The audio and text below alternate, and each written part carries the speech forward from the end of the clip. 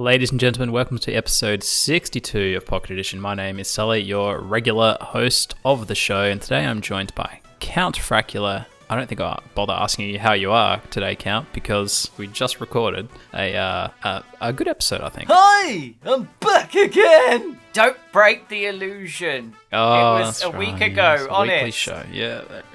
Well, that would make sense, actually. Filling in the gaps that Mark and I have missed here and there, so... If you haven't watched the last episode of Pocket Edition, go check it out. We covered some good stuff, some important stuff, so check that one out. Today, Count, I think we can skip over what we've been doing because we've just covered that. Unless you have anything you didn't divulge in the previous episode regarding what you've been doing. So no Pokemon. I've been playing Scrabble with a work colleague. Yeah, nice. All right, we're skipping over this. We've done nothing. We're boring, terrible people. We've just played Pokemon. Both worked by the sounds of it. Anywho. Yeah, exciting lives. Anyway, this episode, Count, we are covering our roadmaps for video games, complete and utter bollocks or bullshit. Yes, they are! Absolutely. In case you need clarification on roadmaps, think season passes, pre-order exclusive season passes, roadmaps for content, so think looter shooters like Destiny, Division, Anthem, games where quite often you don't even feel like you get a whole game at launch for your $60 whatever, depending where you live. And then they charge you for the rest of it on their roadmap as you travel along their roadmap. So, Count, I believe you have some roadmaps for us. Are we going to be jumping into those? Yeah, we can do. Well, I'll start with the idea that the roadmap is a thing that's only come up in the last sort of few years. It's really because of things like, things like Street Fighter 5 and... these Star Wars Battlefront from 2015, these games that came out basically unfinished. In fact, almost literally unfinished. And instead of, not releasing the game or just waiting, they kicked it out the door and went, hey, we're gonna add all the content later. It's fine, honest. It's all good.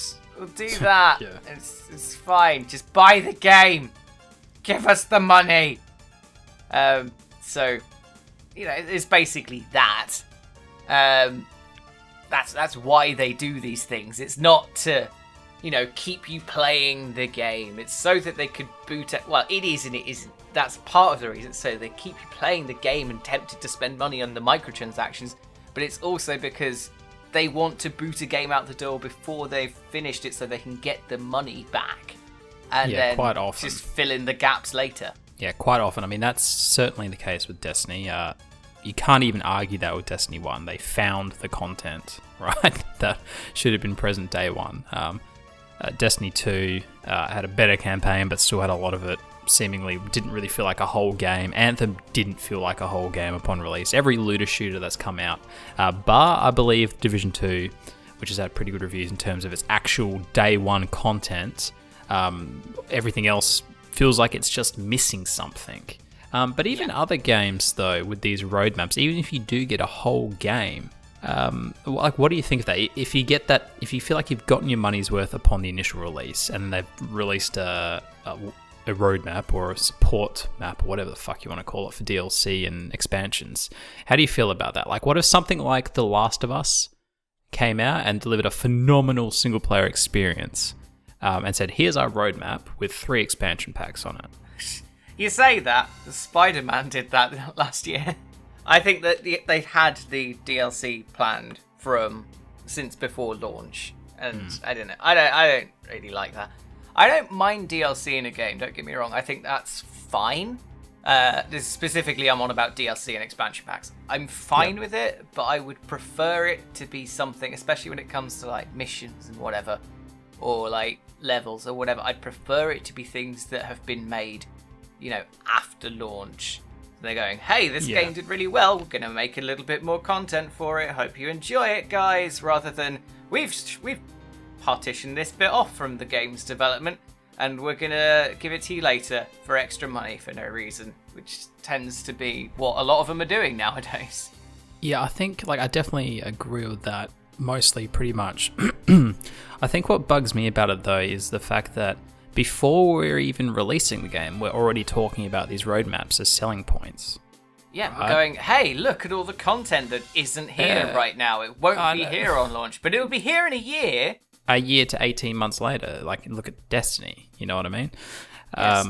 Destiny 2's roadmap has already gone into year 2.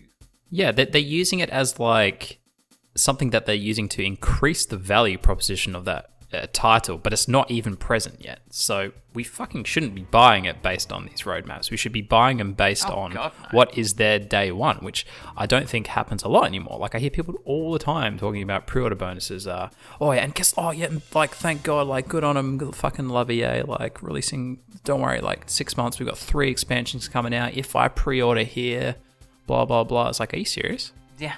Like, are you even going to care about this game in 6 months? Like, what about all the other games that come out in the next 6 months? You're just not going to play them because you're going to be They're expecting you to keep your attention on this game for such a ridiculous amount of time. I mean, you know, Destiny 2 stuff, they've got this. There's a Solstice of Heroes seasonal event happening in July. Like, do people look at that and go, "Oh, great! I'll just carry on and wait for that. That's gonna be great." Is that what people are doing? I don't think they do. I think it only works for the giant AAA games, right? Destiny 2 is a giant AAA game, Sully. I'm not gonna lie. Yeah, that's. Oh, sorry. What were you talking about? Destiny 2. Oh, wait. I heard something else. Sorry, my ears bugged out.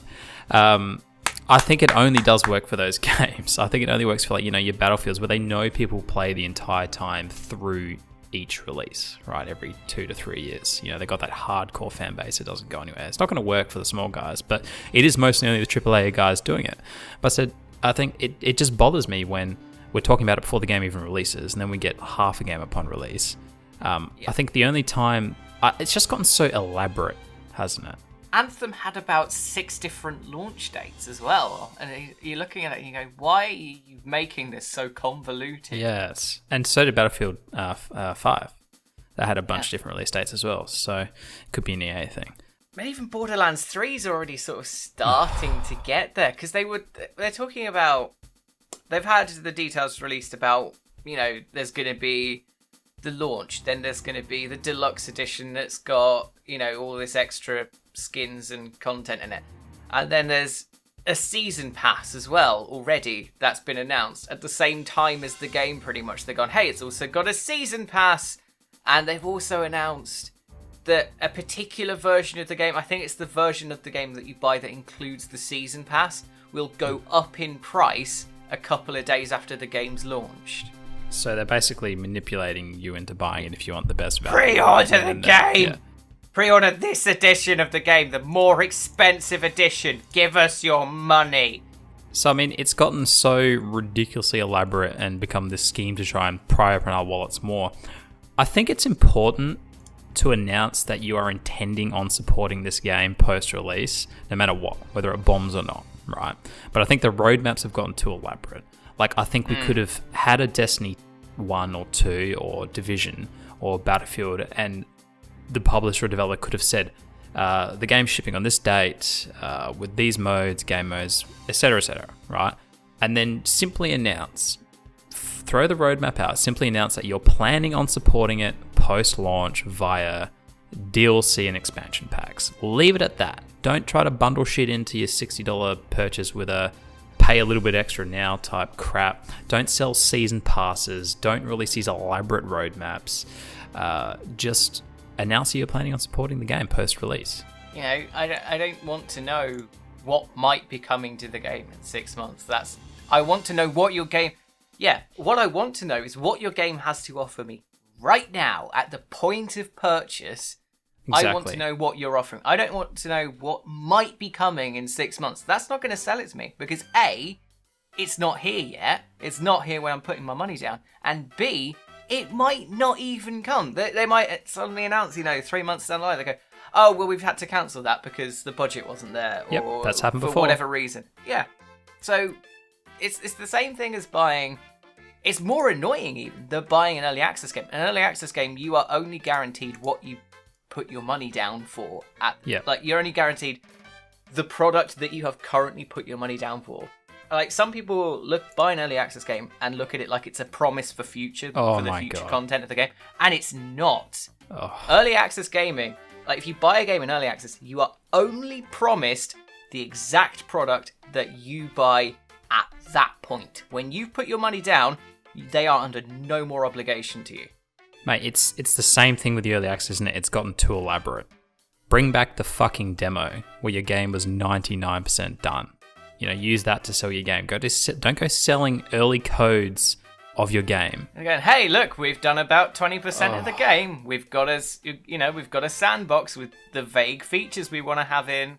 Yeah, and now they're even like, we need support now to continue development, to give us money, blah, blah, blah. It's like, are you serious? Go to a publisher.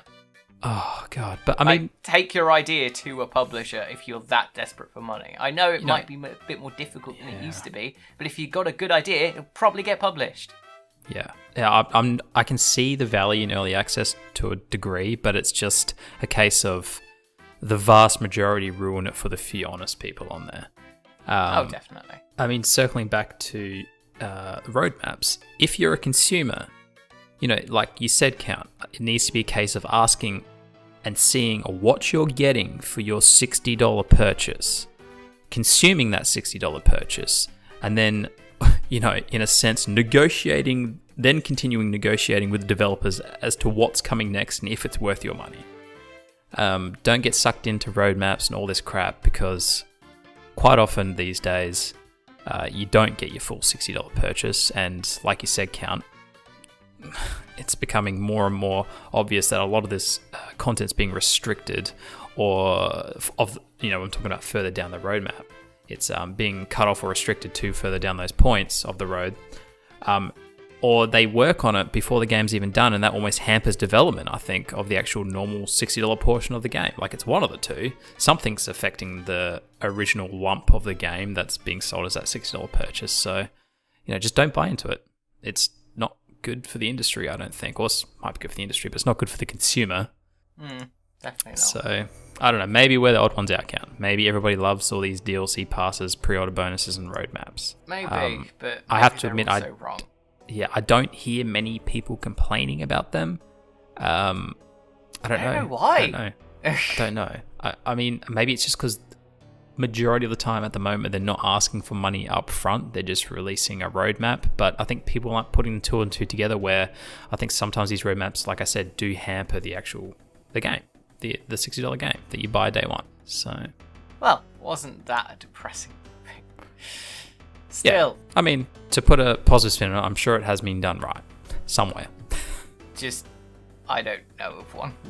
Yeah, I think it all boils down to, I think it's just gotten too elaborate. I think it needs to boil back down a little bit, and just focusing again on that $60 release. That'll probably never happen though, because we know that the industry is making more money off these season passes, DLC, microtransactions, and roadmaps.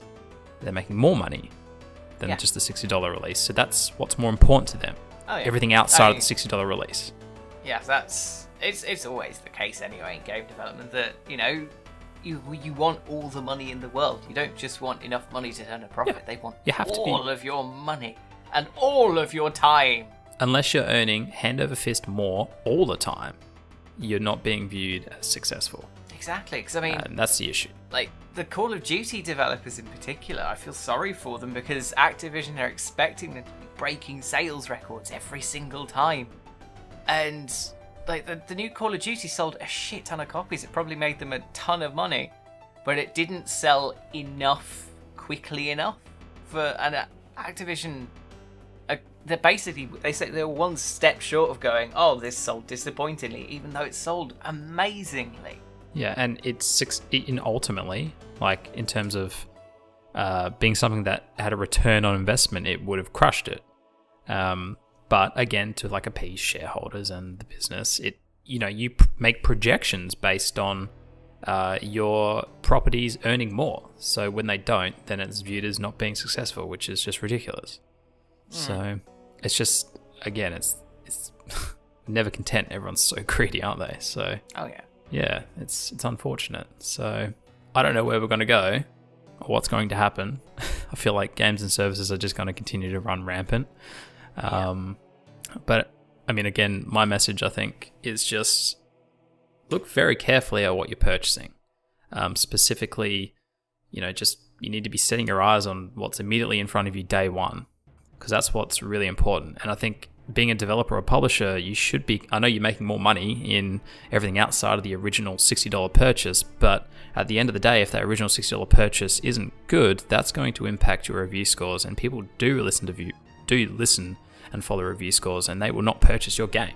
Yeah, it may end up impacting, your long-term overall sales everything. goals. You look at, a lot of people just look at day one sales and think that that's the important thing, or like week one sales, but even if those aren't affected too much, if you start as you mean to go on by dicking the user base and not releasing a full game, your long-term sales will be affected, and Absolutely. that might not be great for the lifetime of your game. It might not be great for the player base, because the player base might just dribble away after a couple of weeks, Yeah. And if you're trying to sell your game as this live service, this thing that's continuously updated, then it's not great to be having a one of those with barely anyone playing it. EA is a perfect case in point. They are probably the farthest along this roadmap season pass shenanigan shit, and they've had a numerous amount of poorly received IPs in the last couple of years, and I only have to fire off some recent stuff, being Star Wars, Battlefield, and Anthem, and you'll catch my drift. So too focused on everything but the actual game. So yes, food for thought. Keep that in mind when purchasing. Yes. Is the game complete? If not, maybe stay away. Yeah. That's how I look at it. Definitely wait for reviews. I mean, wait for reviews regardless, right? Oh yeah. That's the safest bet. Just, we haven't even touched on pre-orders. Like, pre-ordering is not a good practice. It's not necessary. You do not need to pre-order a game these days. For starters, they're fucking digital, so you're guaranteed a copy, no matter what. Even hard copies, they're plentiful these days. You do not need to pre-order for that extra stupid weapon skin. Don't get sucked in. Just wait and see. And if that base game is there, then alright, go for it. Anywho, count. Let's wrap it up. We're at the 20-minute mark. So thanks for listening and watching. We hope you enjoyed it. If you did, please remember to rate, comment, and subscribe. Be sure to check out the rest of the channel, because you'll find a variety of other content that Count and myself produce, among with others. And we'll see you in the next episode of Pocket Edition. Have a good one.